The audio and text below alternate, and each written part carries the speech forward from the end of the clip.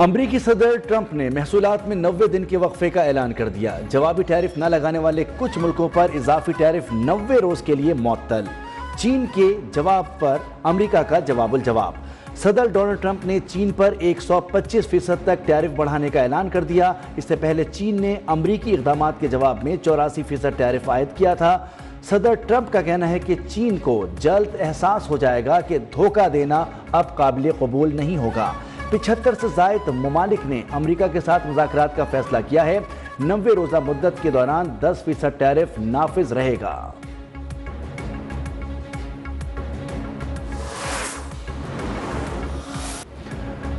Trump tariff پر پاکستان کا بھی لاہ عمل تیار۔ امریکہ سے مذاکرات کے لیے اعلیٰ سطح کا وفد امریکہ بھیجنے گا۔ کاروباری شخصیات اور برآمد کنندگان وفد میں شامل ہوں گے۔ وزیراعظم شہباز شریف کی زیر صدارت اقتصادی مشاورتی کونسل کا اجلاس۔ کہا پاکستان کی معاشی ترقی کے لیے برآمدات میں اضافہ ضروری ہے۔ بجلی کی قیمتوں میں کمی سے صنعتوں کی پیداواری لاگت کم ہوگی۔ امریکہ سے تعلقات مضبوط بنانے کے لیے صدر ٹرمپ کے ساتھ مل کر کام کرنے کی خواہش کا اظہار۔ امریکی اعلیٰ عہدیداران ایرک میر سے ملاقات میں امریکی کمپنیوں کو معدنی شعبے میں سرمایہ کاری کی بھی دعوت۔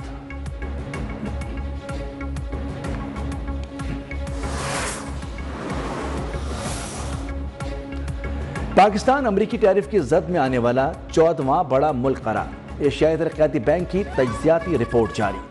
ترقی پذیر ایشیائی خطہ امریکی ٹیرف سے سب سے زیادہ متاثر۔ رپورٹ کے مطابق پاکستان پر امریکی انتظامیہ نے 29% ٹیرف عائد کیا۔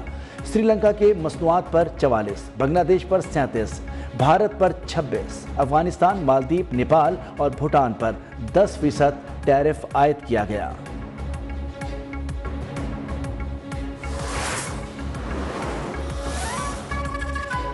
Army chief general Asif Munir سے امریکہ کے اعلیٰ سطح وفد کی ملاقات۔ پاکستان منرلز انویسٹمنٹ فورم پر بات چیت۔ وسیع پیمانے پر معدنی شعبے کو فروغ دینے کی پالیسی پر اعتماد کا اظہار۔ عملی پیش رفت، علاقائی سیکیورٹی صورتحال پر گفتگو۔ حکومتی نجی شعبے میں شراکت داری بڑھانے پر بھی اتفاق۔ ISPR کے مطابق وفد نے کہا امریکی انتظامیہ منرلز ڈیولپمنٹ پر پاکستان سے تعاون کی خواہاں ہے۔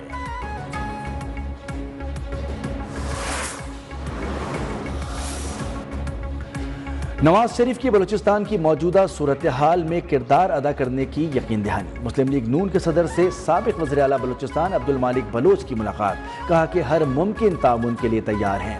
بجلی قیمتوں میں کمی پر وزیر اعظم اور ٹیم کو شاباش۔ وزیر توانائی اویس لغاری سے عوامی ریلیف پر بریفنگ بھی لی۔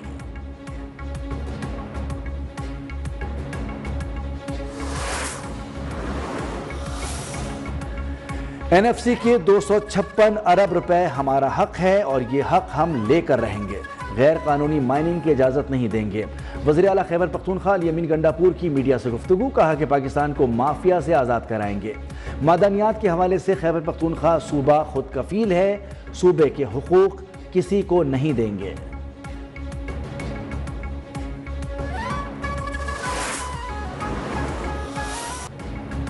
سندھ میں کینالز منصوبے سے متعلق نام نہاد قوم پرست جماعتیں غلط گیم کر رہی ہیں۔ وزیراعظم کے مشیر سیاسی امور رانا ثناء اللہ نے کہا کہ پنجاب سندھ کا ایک قطرہ پانی بھی چوری نہیں کرے گا۔ معاملہ اتفاق رائے سے حل ہو جائے گا۔ بانی PTI کے سیاستدانوں سے گفتگو کرنے تک مسئلے کا حل ممکن نہیں۔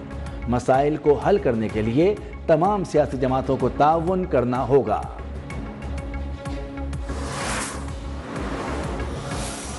پچھلے سال 8 یا 6 جولائی کو 2024 کو صدر ہاؤس میں انہوں نے میٹنگ کال کی اور وہاں پہ آصف علی زرداری نے 6 نہروں کی منظوری دریائے سندھ کا پانی چولستان میں SIFC کے تحت کارپوریٹ فارمنگ کی منظوری دے دی۔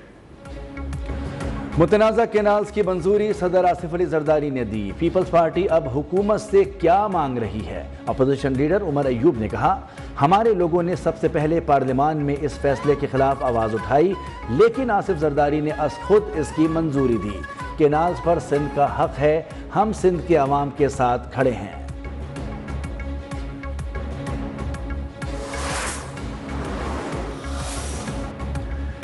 حیدرآباد سکھر موٹر وے پر سندھ اور وفاق کے درمیان تنازع۔ وزیراعظم شہباز شریف نے وزیر اعلیٰ مراد علی شاہ کو خط لکھ دیا۔ لکھا، خواہش ہے حیدرآباد موٹر وے جلد تعمیر ہو۔ موٹر وے کو جلد پی ایس ڈی پی کا حصہ بنایا جائے گا۔ منصوبے کو پبلک پرائیویٹ موڈ پر بنانا تھا لیکن کامیاب نہ ہو سکے۔ سندھ کے تحفظات جائز ہیں، موٹر وے کی تعمیر جلد شروع کریں گے۔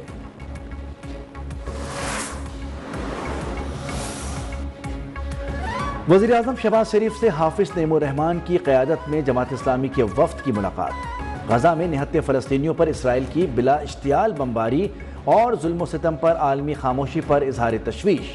وزیراعظم کا نہتے فلسطینیوں پر جاری صہیونی مظالم کے خلاف عالمی فورم پر آواز اٹھانے اور حمایت جاری رکھنے کے عزم کا اعادہ۔ حافظ نعیم الرحمان کا بجلی کی قیمتوں میں حالیہ کمی پر وزیراعظم سے اظہار تشکر۔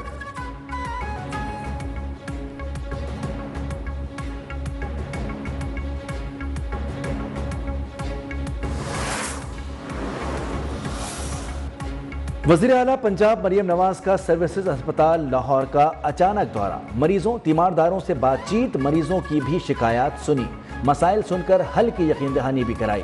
کہا، یہاں کسی نے ادویات باہر سے خریدنے کی شکایت نہیں کی۔ وزیر اعلیٰ کا کام کرسی پر بیٹھنا نہیں، فیلڈ میں متحرک رہنا ہے۔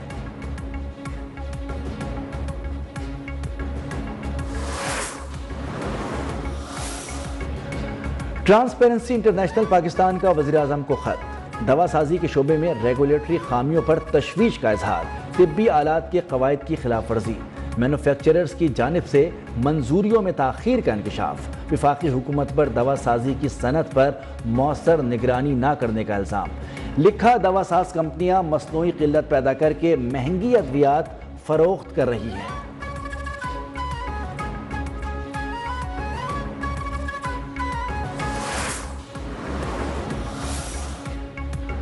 10 اپریل 1973 کا تاریخ ساز دن، ملک کا پہلا متفقہ آئین منظور کیا گیا۔ متفقہ آئین نے پاکستانی عوام کو روشن مستقبل کی امید دی۔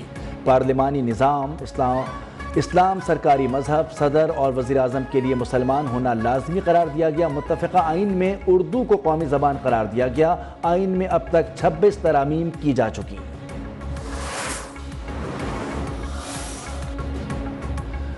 وزیر ریلوے حنیف عباسی نے 10 ٹرینوں کو آؤٹ سورس کرنے کے لیے پلان طلب کر لیا۔ کہا، ریلوے کی بہتری کے لیے اقدامات کر رہے ہیں۔ جعفر ایکسپریس پر جدید اسلحہ استعمال ہوا۔ دہشت گرد سیٹلائٹ کے ذریعے افغانستان میں رابطے میں تھے۔ پاکستان پہلا ملک ہے جہاں ہر کوئی ویزے کے بغیر آ جاتا ہے۔ جو غیر ملکی، غیر قانونی ہوگا اسے نکالیں گے۔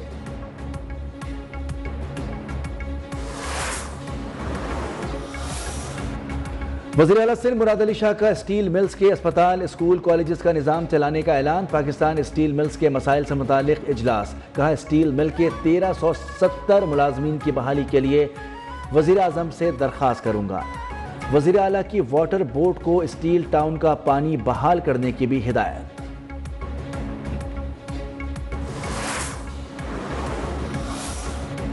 آئی سی سی نے ون ڈے پلیئرز کی نئی رینکنگ جاری کر دی۔